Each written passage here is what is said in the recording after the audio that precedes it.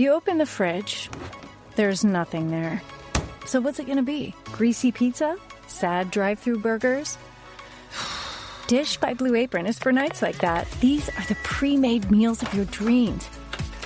At least 20 grams of protein, no artificial flavors or colors, no chopping, no cleanup, no guilt. Keep the flavor. Ditch the subscription. Get 20% off your first 2 orders with code APRON20. Terms and conditions apply. Visit blueapron.com/terms for more.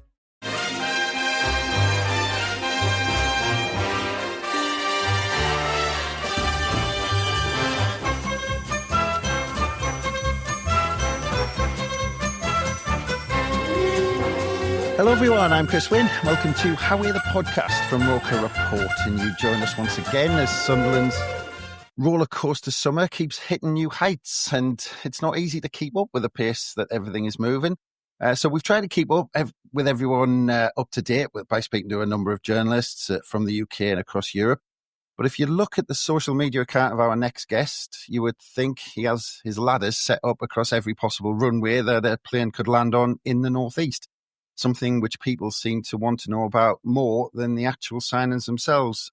Because today we're very pleased to have the Sky Sports News Northeast reporter, which is, of course, Keith Downie. Hello, Keith. Hi, Chris. How you doing? Thanks for having me. I've just got down. I'm good because I've just got down from my ladder from Xhaka arriving last night, so our legs are a little bit. Yeah, I was looking at the coverage. It looked like, it must have been a 30-foot ladder you had to scale to get up there to get those pictures. Mm.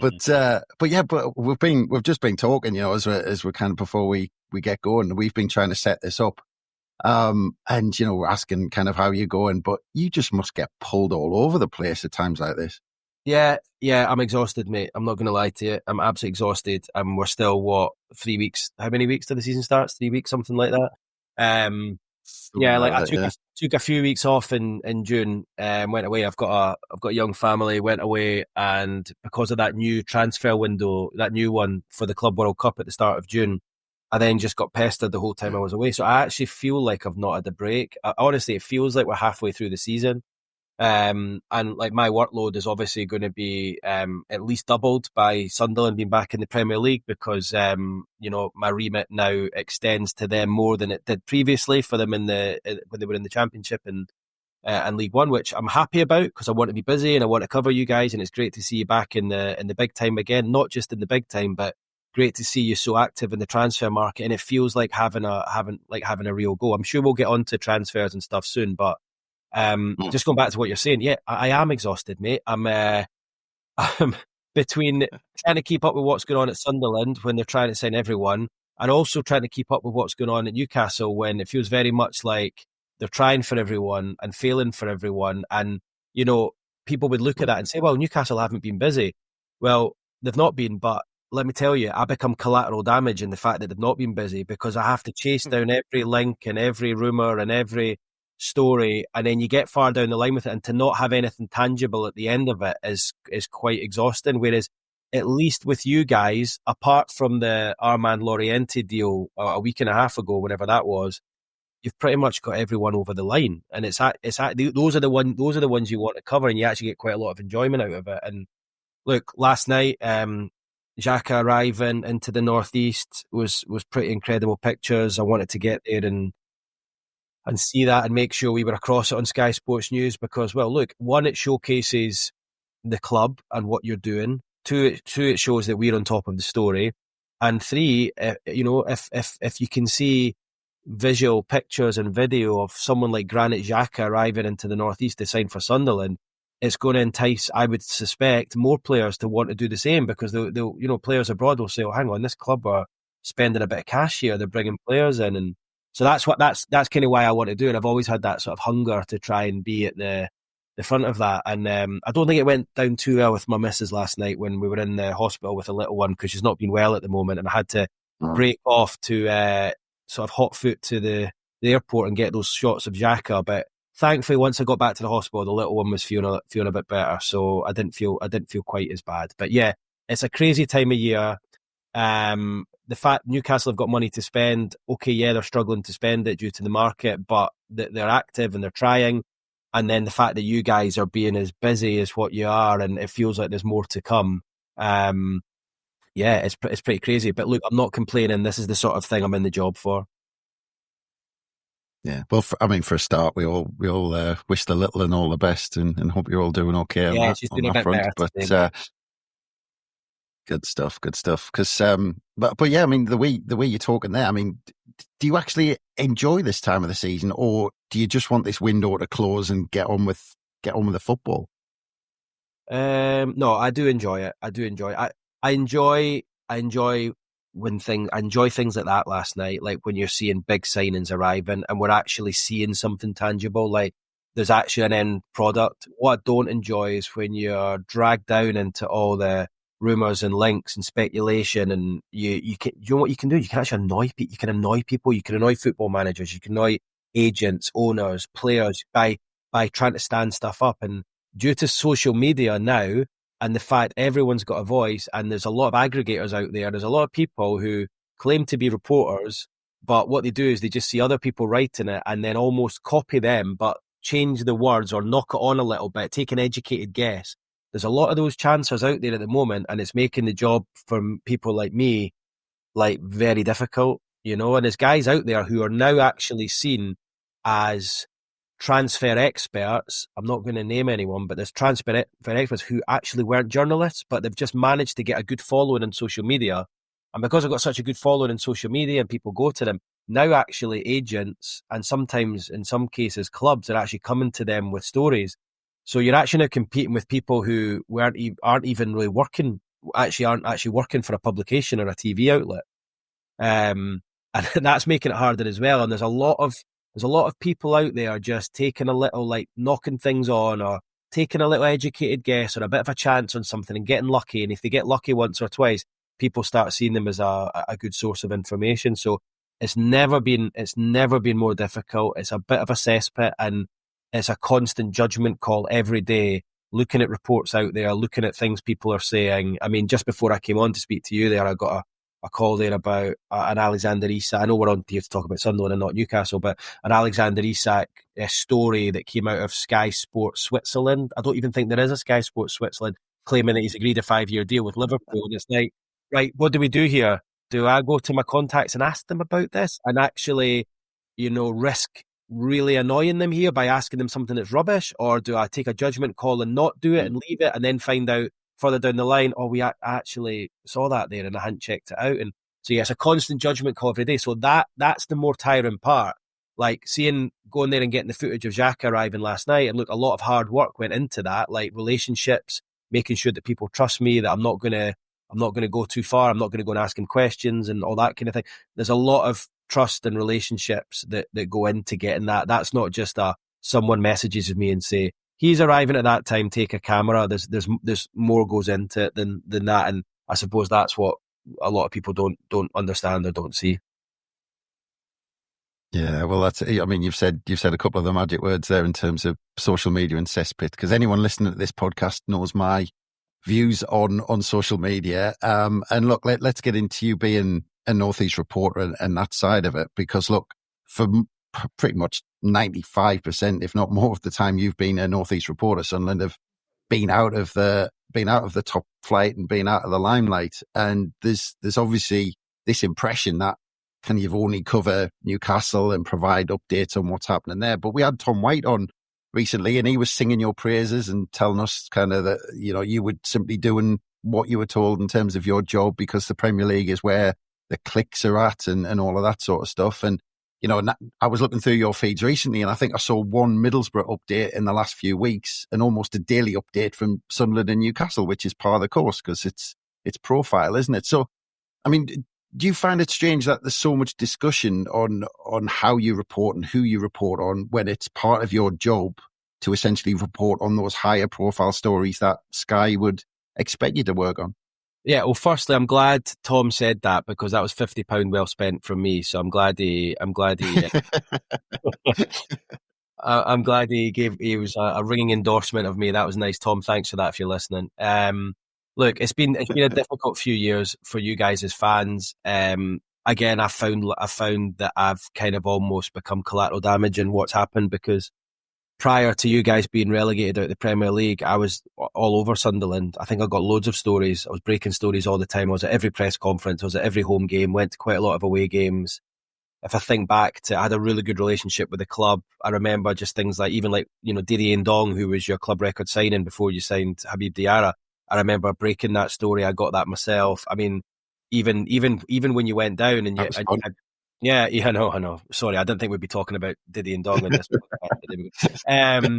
Even when you're down, and I had a really good relationship with Stuart Donald when you're down, and I got quite, there was a lot of information I got off those guys. When I was right across that Will Grigg story on deadline day, the Netflix signing, and like I was really across a lot of stuff. But what then happened was the longer you were out of the Premier League, the less the appetite really came from Sky Sports News for us to have Sunderland stories. And, and this is no disrespect, but if you look at your squad when you were in League One, or even when you just went back up to the Championship, there wasn't really any big names there to sort of excite Sky Sports News. And Sky Sports News have become, if you watch the channel, it's very Premier League centric. And that's a shame, because you're a huge club, a massive institution, or you were in the Championship and in League One. You were still getting 35, 40,000 every week. But it's the Premier League is where it's at with them. Now, I say that, there's a caveat to that, and the caveat is that we still showed loads of Sunderland live games on Sky Sports when you were in League One and the Championship. I don't think there would have been a club in the Championship that were shown live on Sky more last season than Sunderland, because we know they've got such a big following and a lot of people watch the games. And that's why they got chosen for a lot of the live matches. So we still cover them on Sky. We still cover Sunderland a lot. We still, I still do a lot of Soccer Saturday games. Whenever I get asked to go to Sunderland, it's my perfect scenario, because it's only 15 minutes away from the house, and I like going there. You get a great spot in the gantry. The food's good in the press room. The people behind the scenes are lovely. It's a great family. Like, you feel so welcome when you go there into the stadium, and all the staff behind the scenes. I just don't feel that so welcome when I walk out into the stands and I start getting abuse from the fans, and you see people looking at you, and you hear the comments and stuff, and you need to just get on with it. So, look, in my defence, I would have been at every Sunderland press conference and game over the last 8 years, should I say, that you've been out of the Premier League, like I did prior to that when you were in the Premier League, because I started working here in 2013. But the appetite just dwindled from Sky Sports News, and they didn't want to go, and the story wasn't there, and you didn't really have big name managers. And it was, I think if you probably had Wayne Rooney in charge or Frank Lampard, we probably would have gone a bit more, just to be totally transparent. But like, the big name managers weren't there, and so they didn't send me. So with that, I'm like, what's the point in me trying to get stories on who you're trying to sign when really the Sky Sports News aren't that bothered? They're not sending me to do it anyway. I'll be doing it off my own back, and I'm just serving fans who generally were kind of giving me abuse. And I was still trying to keep my hand in, and I was still trying to get stuff. But when I think about the last sort of 2-3 years, the main stories I broke involving Sunderland were like Josh Maja leaving, which was a -1, Ross Stewart leaving, which was a -1, stuff to do with the takeover, which was a -1. And it just so happened, like, you were telling people things they didn't want to hear. So they then just in turn think, oh, you're a Newcastle fan because you're telling us. But then if I think back to the Newcastle fans prior to their takeover, they didn't really have. I got a lot of abuse from them. And then the minute the takeover went through, because I broke that story of the takeover going through, and then after that they were signing player after player and spending lots of money. You were telling them what they wanted to hear. You were telling them good news. So they then started liking you because of that. It's such a fickle industry. And then you look at this summer now, and you guys are now opening the checkbook, splashing the cash, signing players. I've broken a couple of those stories myself. We've got exclusive shots of Adingra arriving, exclusive shots of Xhaka arriving last night. Broke the Adingra story. Now I went to Portugal last week in the pre-season tour, and got the Loriente stuff. So because I'm now telling people generally good stuff, I'd like to hope that people see that this is what I've wanted to do all along. But because Sky weren't asking me to do it, it was really difficult. I tried to explain this on social media a couple of times, but then you get a lot of passive aggressive comments back that kind of rub you up the wrong way. And then I probably bit a couple of times when I probably shouldn't have. I should have just not said anything, but tried to defend myself. People wouldn't listen. People wouldn't understand. So I then try and defend myself. I then bite back, and then it'd probably make me look worse. But look, the social media thing's one thing. What I don't mind people coming on and saying you're a whatever. I'm not bothered about that, calling you names. What annoyed me more than anything is when people would come on and say you're a fan of a certain club, or you're a mag, or you're this, when all I try and do is my job as professionally as I can, you know. And they would question your they would question what your morals, not so much your morals, but they would question your reasons for doing certain things. And that's what would annoy me, because every time I do something, I'm doing it for the right reasons. I'm doing it to try and get stories and to try and inform the fans. But if I'm not getting sent on a certain job or to cover a certain club, it's difficult. I'm then not at the games every week, so I'm not speaking to club bosses or players or people around the club. So you then become a bit detached to it all, and it's difficult to find stuff out. But now I'm back at Sunderland. I've been there a lot over the summer. I've been away with him last week. The reason I'm getting stories and I'm getting stuff is because I'm back there all the time. It's a simple formula. It really is a simple formula. So the online abuse is one thing. What got really difficult was, over the past couple of years, I've had a couple of like hairy moments in person where people have come up to me and I've had to leave certain places, and I'm just like, you know, I felt a couple of times I've been there with my partner, or I've been there on working. I've actually been working at a game and got really badly abused and had to get security. And then even after the cup semi-final, at the Ballard game, the header, a couple of months ago, I went out into Sunderland for a couple of drinks afterwards because I'd been in hospitality, and we're in a bar, and my mate came up to me and said, mate, you need to get yourself out of here. I was like, why? I just heard some guys, what they were saying in the toilet, like they're going to do to you and whatever. I booked you an Uber, you're going. And I was like, I was in a Sunderland pub, right? If I was a Newcastle fan, why am I standing in a Sunderland pub after the semi-final?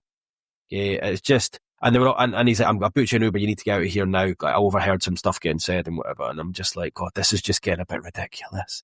All I'm trying to do is my job to the best of my ability. So, look, I don't want you to feel sorry for me. It's just, I'm trying to explain what's happened over the last couple of years, and there's no one more happier than me that you're back in the Premier League, because I've got more work to do. I'm excited to see how you get on. I'm loving being involved in the transfer window, and I'm really looking forward to seeing you guys back in the big time. Can't wait for that first game of the season against West Ham in a couple of weeks' time. Yeah.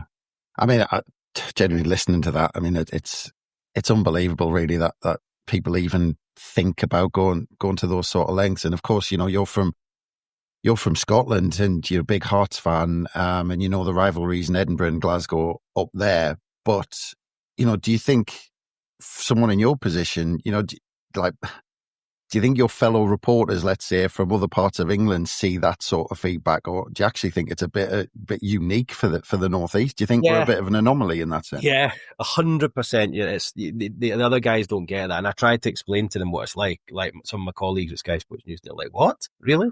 I'm like, "Yeah, it is." But look, you've got it's a bit like that in Scotland, I have to say, with the Rangers Celtic thing, but they're in the same city. I think what's not helped is the fact that you guys have been out of the Premier League. I think if you'd been in the Premier League for that whole time, or the majority of the time, like Newcastle have, I don't think people would have seen it like that. But I think it's just because my coverage, 90% or 95% of my coverage has been Newcastle.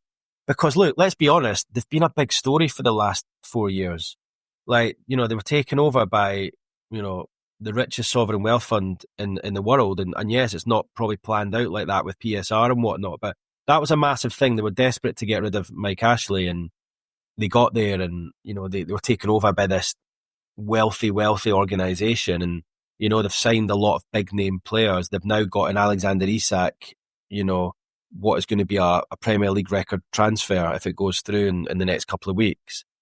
They got back into the Champions League once, but not once, but twice. So, like, they've won the first trophy in 70 years. Like, there's been a lot of things that have happened, and it has been a big story, and it's been interesting to my bosses in London. And look, for me, it's put the Northeast back in the map, because when I took over, I had both Newcastle and Sunderland in the Premier League, okay, for the first couple of years. Newcastle were just trying to exist under Mike Ashley. You guys were all over the place when I came in with Paolo Di Canio in charge, and money getting spent on random players under Roberto Di Fanti that were like, you know, you wasted a lot of money. It was an absolute basket case of a club back then, right? And then you had Middlesbrough, who were just middle of the table Championship, and that was my remit for these three clubs. Then you got relegated out of the Premier League, and then double relegation down to League One. So like it almost became irrelevant to Sky Sports News because, you know, you were down 2 divisions. And then Newcastle were still just trying to exist, and Middlesbrough were like mid-table obscurity. And it was like, when that takeover went through, it almost just put my patch back on the map, if you like. And then it's not just been Newcastle. I mean, what you guys have done over the last year, I mean, that day at Wembley a couple of months ago was just incredible. And I was speaking to a few Sunderland fans on the way up to Tynecastle at the weekend to do the Hearts Sunderland game. And I mean, what odds you would have got on being at Wembley and seeing both Newcastle and Sunderland lifting a trophy at Wembley up those stairs within the space of 2 months of each other is just like incredible. Yeah. Like you could never have, and when you think back 2, 3, 4, 5, 6 years, you could never have envisaged that. So yeah, to answer your question, I think it is an anomaly of the Northeast. There's a bit of that going on in Glasgow as well. But look, that rivalry and hatred, if you like, is what makes it interesting. And I'm not feeling sorry for myself. And, you know, I'm quite thick-skinned and I can take and give a bit of banter back as well. It's just difficult when people aren't understanding it, and you can try and explain it and like time and time and time again.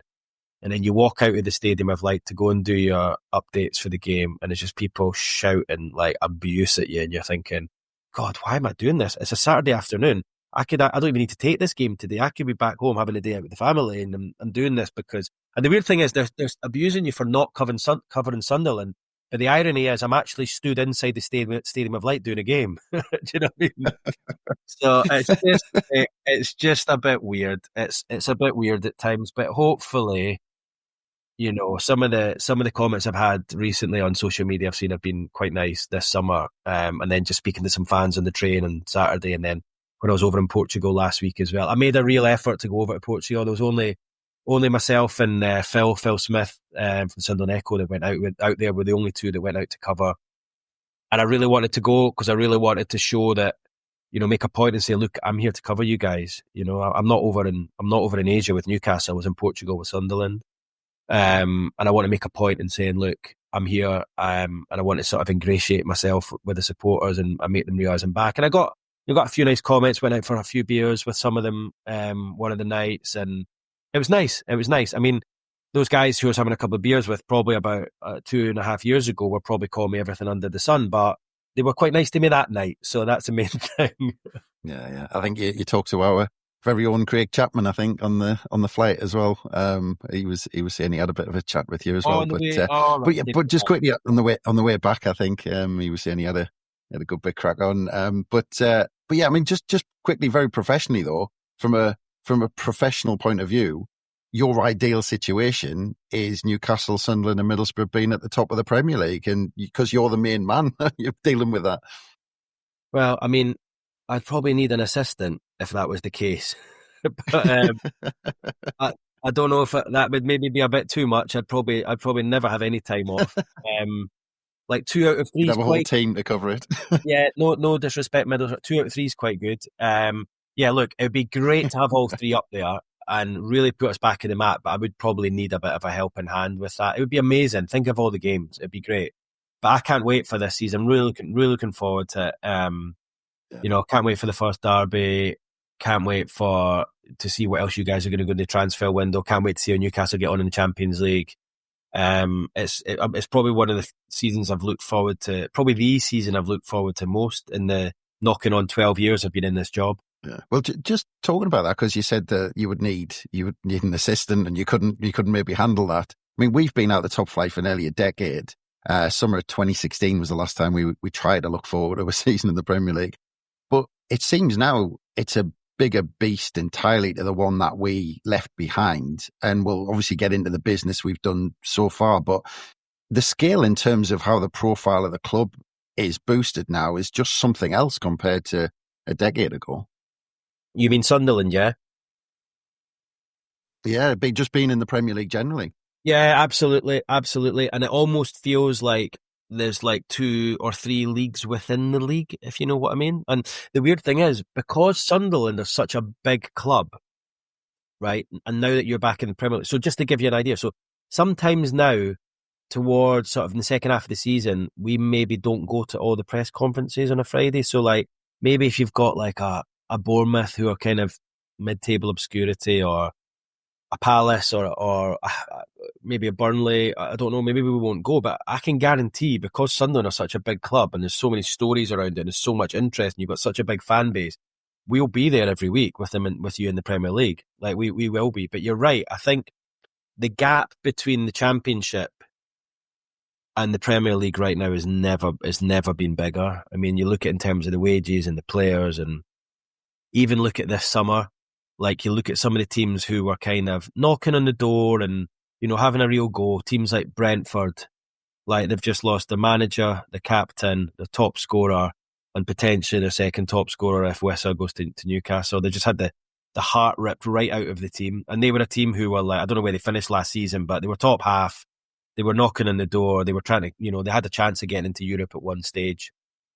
You look at Nottingham Forest, have lost Elanga to Newcastle. Morgan Gibbs-White was almost away to Spurs until he got given a bumper new pay rise.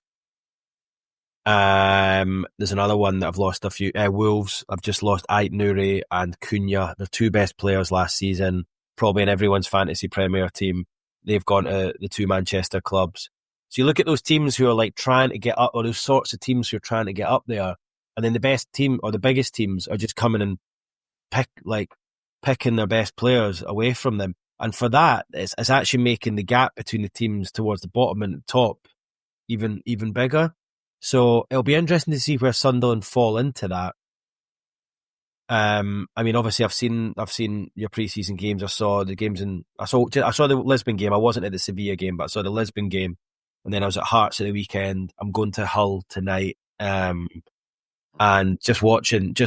I mean, I mean, anyone watching would say this, and I think the manager said it on multiple occasions. You desperately need some more experience in there, and that's exactly why Granit Xhaka has been brought in. But I think you probably need a couple more on top of that. Well, I mean, just before, because I'm going to get into the transfers in a minute, like the on the pitch stuff. But just on that trip, on the Portugal trip, just talking about purely off the pitch things, can you actually see Sunderland stepping it up in terms of it being an organisation and how they're dealing with hosting the media and helping their players step up with the amount of scrutiny they're going to get as Premier League footballers? Can you feel the club making that step up generally off the pitch?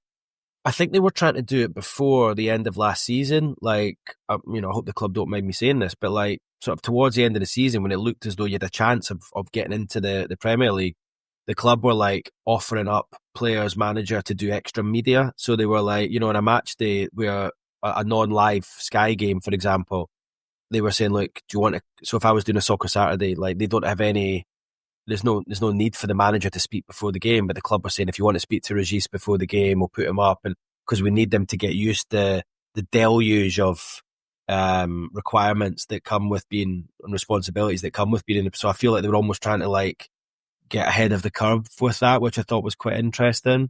I've had a couple of sort of briefings and interviews over the summer, and I honestly, it's caught me out a little bit how big you've gone in terms of this. I mean, I got the impression that like the aim was to stay up, but if you were to go back down the first time, the aim was then to just bounce straight back up again.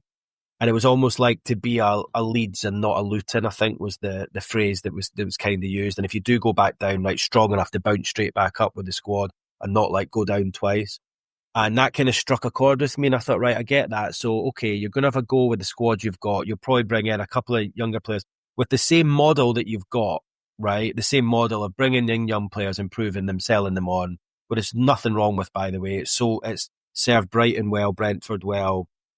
It's served you guys well so far with the likes of, you know, Ross Stewart moving on and Jack Clark and Joe Bellingham, etc. But I've actually been really surprised at the money that the club have thrown at it. I mean, we're talking over 100 million already. We're talking someone like Xhaka. I mean, 137 caps for Switzerland, won 2 FA Cups with Arsenal, won the Bundesliga 2 years ago, year and a half ago, whenever it was. And I think there's more to come. Well, there's more to come. Well, that just on Xhaka while you're on it, because let's get into the transfers, because look, every Sunderland fan was watching your video on a loop of Xhaka arriving in the in the Northeast. But you first mentioned him as a possibility. I think it was like the 16th, so about a fortnight ago. And at that point, at first it looked certain. Then Bayer Leverkusen, who were having a bit of an iffy summer, pushed back and it went quiet. So, I mean, you've been covering it all and obviously trying to get the inside track. So, I mean, from your point of view, how did you see it all kind of playing out? And did you think it was one we'd eventually get over the line? Yeah, it honestly felt like that. And I know there was a bit of like, speaking to fans on the train on Saturday, like, we're not going to get him though, are we? We're not going to get him. And I said, no, I actually think you are, because I think Kirill was just like insisting that this deal was going to get done. And it was like whatever it took to get it done. And obviously I think the discussion, the first offer was around about £9 or £10 million. Excuse me. And then obviously Ten Hag's come out and said, look, we want to keep him. And we wanted to keep him. But I think Xhaka had made his mind up. Look, he was getting a pay rise. There was a chance back in the Premier League. I think he likes the fact he's working under his compatriot, Kirill Louis-Dreyfus. And Kirill just laid out the red carpet. And, you know, Leverkusen said, look, this is what we want. And he said, okay, then I'll write the check. Get it done. There was none of this, right? What do you want? 17 million, right? We'll give you 30, we'll give you 14, or we'll give you 15. I said, what do you want? Right, there you go, bang, deal done. Went over yesterday, picked him up in his own private jet, and then brought him in himself. I mean, did you see the insides of that private jet? It was incredible. It was incredible. And I like the fact that they're just getting it done. And I also like the fact that the Lorienti thing the other week there was an issue with it at the end. I can't really go into the details of it, I'm afraid, but there was an issue with it at the end, and Sunderland just stepped away. And like they were, no, hang on, we're not 100% on this. See you later. We're not doing the deal. And I feel the decision making at the top is very good at the moment. It's very decisive and it's good. It's exactly what you need for going back into the Premier League. Now, looking at some of the players, they're young and they're raw and they're going to take a bit of polishing. But I just think if you get in at least one experienced centre back in and another forward or winger, I don't know whether it's a centre forward or winger, whatever it is they want to do. And then I know there's talk of a goalkeeper. I personally, I know a lot of, I mean, we've not seen Patterson in the Premier League, but I actually like him as a goalkeeper. And I know there's a lot of people who are like, oh, same way, we need someone who's, I don't know, I think he deserves a chance, but I just think he's been good. But that's the games I've seen. I've not been at every game.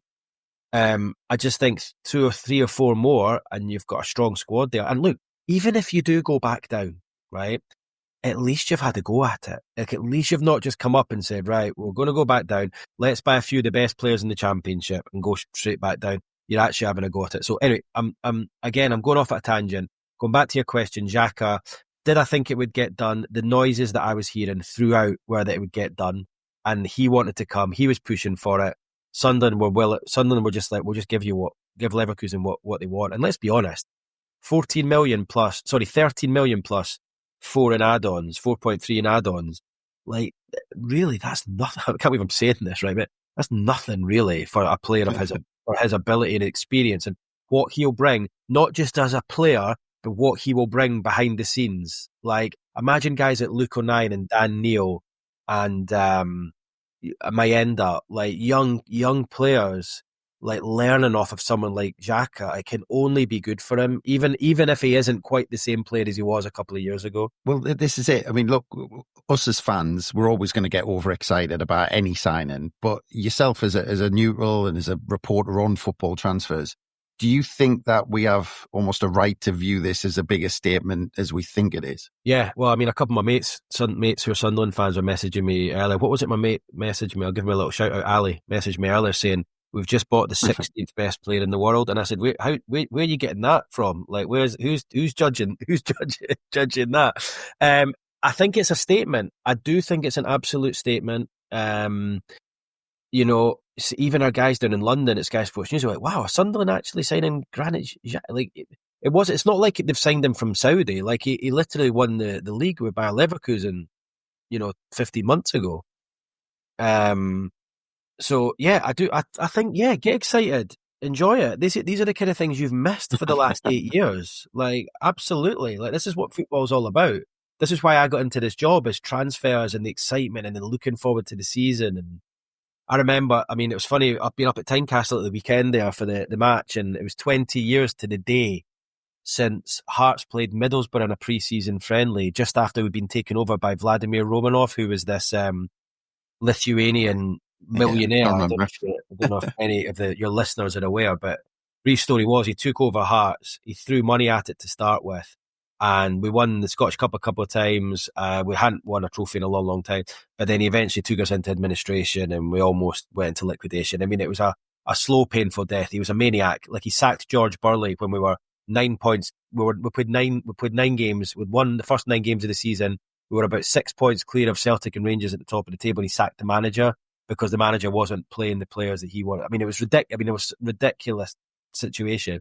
But I was up there on Saturday, and it was 20 years to the day since we played Middlesbrough in a pre-season friendly, 3 days before the start of the season. And I remember going along as a fan to watch it, and we had 6 new players in the starting lineup. They just 6 new players just arrived out of nowhere and came straight in. And there was guys, remember that Roman Bednar who went on and played for West Brom. There was a Brednar, there was a midfielder called Brelly, there was Mikael Pospisil, like Czech international players coming into the team, Rudy Skacel. And we just blew Middlesbrough away and then went in this 9-match winning run. And it was like, wow. And that was 20 years ago. And I've never been more excited for a season than having been at that pre-season friendly and watching us blow Middlesbrough away. Now, ironically, we blew Sunderland away on Saturday as well. But that was because we're obviously a couple of weeks ahead of the year. We've already played 3 games, like 3 cup games. You could see there was a difference in the like in the fitness levels and whatnot. But just going back to how I felt then, I felt so excited about the season ahead, and that must be a bit like how you guys feel right now, albeit we had a chance of winning the league because it was Hearts and there was only Rangers and Celtic above us, whereas you guys know, even though you're bringing in all these new players, it's still going to be a huge challenge this year. And I think if anyone offered you right now 17th position, you'd probably snap their hands off for it. Yeah. We talked to Craig Gordon. Actually, we did a podcast with Craig Gordon in the build-up, and he told us all about the Romanov because he did the big famous press conference, didn't he, with Stephen Presley and all of that. So that was all interesting stuff. But yeah, I mean, just going back to the beginning of the window, very quickly, obviously Lefebvre signed pretty much after the final whistle, by courtesy of getting promoted, and Bellingham left within a week or something like that. But do you think those two were really clever from the club in terms of giving people a signal that, you know, we're attracting players like Lefebvre, and also for young potential targets that we are okay about selling players who are going to move on to bigger and better things in terms of that Bellingham deal? Yeah, I like that. I mean, well, one, I'm surprised Bellingham. I mean, look, I know why Bellingham wanted to leave, because obviously it was a Bundesliga, following his brother's footsteps, big money, big wages, and he probably fancied, it was probably a more comfortable gig than scrapping it out in the Premier League, so that's why he went. But look, it was just brilliant business for Sunderland to get him in for the price he did and to sell him for that amount of money. Lefebvre, incredible that you got a player like, I mean, I had a chat with Luke O'Nien a couple of weeks ago, and he was like, he said he's just incredible, like the things he does in training. He said, if I'm a footballer, God knows what he is. He said, because the things he does with the ball is just incredible. And he said people won't realise this because he only played the second half of the season.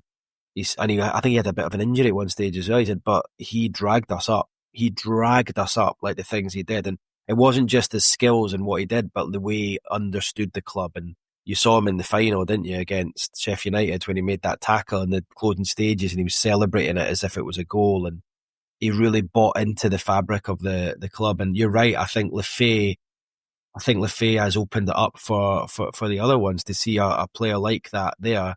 And I think Xhaka is going to do that even more. I mean, that midfield next season, your midfield's going to start the season of Diarra, Xhaka, and Lefebvre. That'll be your 3, I think, with then two wide, and then your strike. I mean, that's a class midfield. I mean, that Siddiqui looks a good player as well, but I think Xhaka comes into the team, and I think Siddiqui will probably be an option for Diarra moving forward. Yeah, actually, well, just on that Diarra, because that followed fairly quickly, 21-year-old, 30 million from Strasbourg, club captain there. I mean, did that kind of raise everyone's eyebrows almost in football straight away to think, actually, Sunderland might mean business here? Because that was quite an early transfer in the window as well. Yeah, there's been a few. I mean, people know now that Sunderland are spending money. Players know that Sunderland are spending money and they're offering good wages and it attracts other players. I mean, my slight concern is what happens if you go back down because you've got these guys, but the message from the club is, look, it's not a risk because we know that they're good players and we know that if we do go back down and if they do, I'd imagine some, if not all, will have relegation clauses. They will be able to go. Sunderland obviously fully believe that they've given them long contracts. They'll be able to recoup that money again. But I just think the more you add, I just think you've got a real chance. You know, and when you see teams like Brentford massively weakened, Wolves massively weakened, you know, you've got Burnley and Leeds, you've signed better than both of them. I think you've got a real chance of staying up. And, you know, that's something for another day. Let's not worry now about, what are we going to do next summer if we go. Just enjoy the ride this season. You've missed it for the last 8 years and just enjoy, you know, all these big clubs being at the Stadium of Light. Enjoy all the away games. Enjoy just what you've missed for the last. I mean, there'll be a lot of young kids now, Sunderland fans, going to their first Premier League game. You know, because they won't have, all they'll have known is Sunderland in the Championship or League One. So look, I think there's more to come, and I think you definitely do need a bit more experience in there. I was a little bit worried over the way a couple of them performed against Hearts, and I actually spoke to a couple of the players afterwards, and they were saying that a couple of the foreign lads were like, "Wow, we've never played that sort of football before. Never played against a team who does that before, like physicality and then the ball over the top and then playing the percentages and the running and they almost looked a little bit shell-shocked at what happened. Now, they're not going to get that in the Premier League, but they are going to get the physicality in the Premier League. And that's why you need your Xhakas in there and hopefully a couple more just to give them that grounding. Well, that's it. I mean, you're talking about enjoying it, and you've already mentioned Siddiqui from Union SG, best part of I think it was 20 million. Chems and Talby for around 20 million from Club Brugge, both 20-year-old. But it seems, I mean, that's incredible when you think that we've almost just come up and we're spending 40 million on players who have had a breakthrough season, but are clearly looked at as potential rather than straight in the starting 11. Yeah, it's weird. I mean, I don't know about Talby. I saw him a couple of times. He looks like he needs to probably improve physically, I would suggest. He looks skillful enough. But yeah, it's weird. You're buying players for the future, but they also need to hit the ground running this season as well. So I just get the impression, speaking to the manager, he's frustrated because there's players he wanted to get in. I think he wanted to get a bit more experience in and they've not quite arrived yet. And I think he doesn't want the fans thinking that what they're seeing now is the end product. Like I think there's another level. I think there's more to come there. And I think the team that will take to the pitch, maybe not in the first game of the season because it's only a couple of weeks away, but towards the end of August will look a lot different to like the teams we've seen in the last couple of games. And also look at the team that played in the two games I've seen, Hearts and Sporting Lisbon. You're missing Isidore, you're missing goalkeeper. Obviously, Luke O'Nien's still missing. You've got Chris Rigg. I can't remember. There's about 7 or 8 missing. I can't remember them all. But Sirkin at left back.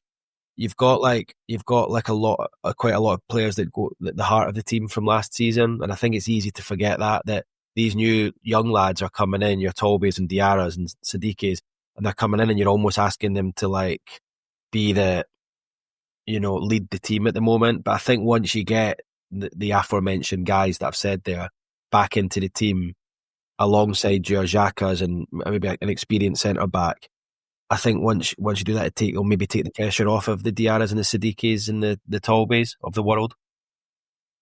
Yeah. So we're almost expecting a keeper, a centre half, and potentially a striker from the links that have been bandied around. I mean, that seems to be the rumours. But are you expecting from the word that you know, listening to people bits here and there, that you would expect that to be more on the experience side than your Siddiquis and your Talby? Yeah. I think experience, but I also think athleticism. I think people who can get around the pitch. I mean, Diarra clearly can get around the pitch. Like, the way he gets forward and breaks the lines, I was very impressive over it against Sporting Lisbon. But, like, just to give you an example, so Chris Mepham, who was there last season, like, I did a bit of digging on that because a few people have been asking me, and I'm told that it's not the profile they're looking for the Premier League. So they probably feel like, you know, they've got Dan Ballard and Luke O'Nien there, and they probably feel like, I think they probably want a big physical quick. Do you know what I mean? Like athletic centre back is probably what you're looking for. At least one, if not two. I don't know about the striking thing, because I like Isidore. He's got a bit about I think he'll score a few in the Premier League, and I think Mayenda, just having watched him, I think he's a sort of player at his age. I think he can go up the levels. Like, you certain players you see who you're like, with his pace and his finishing, the goals he scores, he looks to me like the sort of player who he will play better with better players. Like you get lads like that who suddenly you thrust them into the Premier League and you're like, wow, he's better in the Premier League than he was in the Championship. Now, we'll wait and see. I'm not putting any pressure on him, but he, for me, is a sort of player I think can actually improve in the Premier League, even playing against better defenders. I mean, that finish in the final was just incredible. The way he took it on the outside of his left foot onto his right foot and finished. Like, he's got something about him. So I think Mayenda will step it up. I think Isidore's good. It'll be interesting to see if you get a centre forward in, because it's the hardest sort of player to find or buy. But I think you've got half decent options. There's not many around, is there? There's not. But I think you've got half decent options there already. I just feel there's a frustration from Regis, because he doesn't want the fans thinking this is what we're going to start the season with. It is going to be different to this. There are other players, and there has been like a bit of a vacuum the last 3 or 4 weeks where you haven't really added anyone, because the Lorienti deal fell through until Xhaka arrived. And I would expect a little bit more of a flurry of 3 or 4 more new players before the end of the window, which obviously should be exciting for you guys to see who. Everything's exciting at the minute, but before we get carried away with signing the likes of Granit Xhaka and things like that, do we have to keep reminding ourselves, not only the fact that we did essentially scrape through in terms of promotion, but how difficult it's going to be to finish 17th and above? Look, I think, do you know what? I think the fans realise that anyway. Like, I don't think, certainly a couple of my mates who are Sunderland fans, they know, like, just speaking to them, they know. I don't think anyone thinks you're going to come up and finish in the top 6. Like, I think you all know it's going to be tough. And as you touched on earlier, the Premier League's just becoming so much stronger, and the teams at the top are spending so much money, and you've got Chelsea going off and winning the Club World Cup and banking over 100 million that they can then spend in players. And there's all these clubs at the top are selling well and buying well and trading and using PSR to their advantage. And you guys are kind of new to all of that. What's good is it feels like you've got an owner who really cares. Like, it feels like he actually cares and he wants to make a go of it, and he's just putting the human touch in there, like little things like bringing Xhaka over here last night. And look, I don't think you need me to tell you that it's going to be difficult. I think you guys know that anyway. But I just think that you're giving yourselves a fighting chance of doing it, which is great, rather than just going up there saying, right, let's get knocked about for 9 months and go down with 15 points or something like that. It's good that it's really good to see that you're giving yourselves a go. And it feels like the owner realises that you guys have missed this for a long time, and he wants you to be back for good. He doesn't want it to be a fleeting year. Well, does the Premier League almost need it in some ways? Because, the last couple of years, relegation's been confirmed, probably March, April time, weeks ahead of the start of the season. The Premier League, the title's almost been decided really quickly. I mean, last year, the end of the season was all about qualification for Champions League and things like that. But, there might be people kind of reviewing this and analysing it and saying, well, if it happens again and the 3 promoted clubs are down by March, April, there's a bit of a problem. Yeah. Well, it was great to hear that Leeds were going to have a go at it this summer, and I feel they have done to an extent. And while Sunderland didn't say they were going to have a go, so I was unsure if you would, it's great to see that you are having a go. And I'll put my money where my mouth is now, and I think both yourself and Leeds will stay up. And that, you're right, that will buck the trend from what we've seen over the last few years. And I've actually really enjoyed in the Premier League having Forest back the last couple of years, because, big football club. It's been great having the games there, the atmosphere at the City Ground. It's a very similar story for you guys, having Sunderland back at the stadium, and like, rather than teams who are just going to come back up and they're going to go back down again. Like, I just think it adds something extra. And then, as I mentioned earlier, your Wolves and your Brentfords and, the teams that have been hit quite hard by players leaving, they're going to kind of get dragged down. And that, I think that's going to be a bit of a leveler for you. And I don't think it's written in the script that the three have come up are going to go back down. I think we're going to have a little bit of a change this year. And I think that's a good thing because, as you rightly say, it was getting a little bit boring. And it is getting to a stage where maybe they're going to have to look into doing something, because teams were coming up and almost just preparing for going back down again, buying the best players for the Championship in preparation for going back down, which you haven't done at all. None of the players you've bought are like top Championship players, really, are they? Like players from abroad. The only one really is a Dingra, but he's not a Championship player. He's come from Brighton. So it's been good to see you having a different approach to what like Ipswich did last year and Luton had the year before. Yeah, that's it. You said you're at the whole game, but obviously I imagine the kind of opening weekend of the Premier League season is the one you're focusing on. And with hours being moved, I assume you've got both games covered that weekend. Yeah, so what has yours been moved in the opening game? Well, I'm pretty sure we're live against West Ham, aren't we? Well, do you know what, mate? There you go. I've been so busy, I didn't even know that. I'm questioning myself now. Or maybe you have. I thought it was still at 3:00. I don't know. I know the Newcastle Villa games. 12. I know the Villa game. No, you're right. You're right. Sorry, it is still 3:00. You're right. You're right. I thought it had been moved for some reason. Yeah, no, I thought it was a 3:00, which is good. Isn't it? You want a 3:00. Yeah, it is nice. It is nice. Get a few beers in before they go. I just assume now that Sunderland's going to be moved because we have been that much. I think maybe you've made the mistake there that I quite often do and get West Ham and Aston Villa mixed up. Quite often I'm doing a live and I'm talking about Aston Villa and I say West Ham on the other way around purely because they play in the same colour. That's how tired I am. So I think you might have done that in it, but no, it's good that. So yeah, I don't know where I'm going to get sent. I would guess I'll probably go be at your game, just because they'll get someone from the Midlands to cover Newcastle down there. That's the early kickoff. So I would guess I'll be at your game, which would be great to see. I have to say, it'll be great to see the atmosphere and just the expectancy in people's faces, and hopefully not getting too much abuse. That'll be fun. It'll be great, honestly, great to see you back. I mean, I think back to when I started, September 2013, first week in the job, Paulo Di Canio got sacked. I mean, that now seems like a lifetime ago. And you think how many managers I should have counted. You've probably had like double figure managers since then.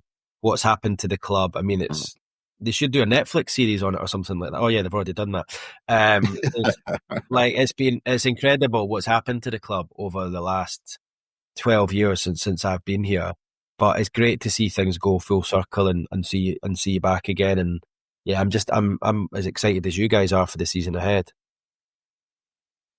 Yeah, that's it. Well, everyone's looking forward to that West Ham game, and it'll be good to see you reporting on that. And let's hope all those plonkers can knock that nonsense on the head. But it just leaves me to say it's been an absolute pleasure, Keith, and hopefully the transfers keep rolling in and you can get your ladders out at whatever airport and tell us what's going on. Yeah, mate, enjoying it. Hopefully we've got a couple more to come. The calls are in. I'm always checking, always speaking to people. So hopefully we can bring you the stuff first, or if not first, is we can get it confirmed as soon as possible on Sky Sports News, and hopefully I can get a few. Hopefully I can get a bit of trust back that's probably been lost over the last few years. But thanks for having me on. Really looking forward to the next few weeks of the transfer window and that opening game against West Ham. It will be an absolute privilege to be there. Yeah, good stuff. And hopefully we'll maybe speak during the season. Maybe got to have a bit of a catch up and see how it's going. Yeah, definitely. Let's do that. We can assess how things are and the new signings, and we can listen back to this and think and tell ourselves how wrong we were, because that's normally the case. You predict and it's complete opposite. You'll either be top of the league or bottom of the league. I'll be saying, oh, you're going to be safe, you'll be fine. It'll be one or the other. But look, you know yourself, Sunderland never do it the simple way, do they? So it'll be fun. It'll be fun whatever happens. Yeah, good stuff. Well, appreciate your time, Keith. Thanks again. Thanks, Keith. And thanks again, everyone. Cheers, Keith. And thanks again for everyone for listening. We'll have all the build-up to all of the pre-season games. As Keith said, he's off to Hull. We'll have coverage of that and everything else going on in pre-season and the build-up to the start of the season with pretty much daily releases on How We're the Podcast. But from us, bye for now.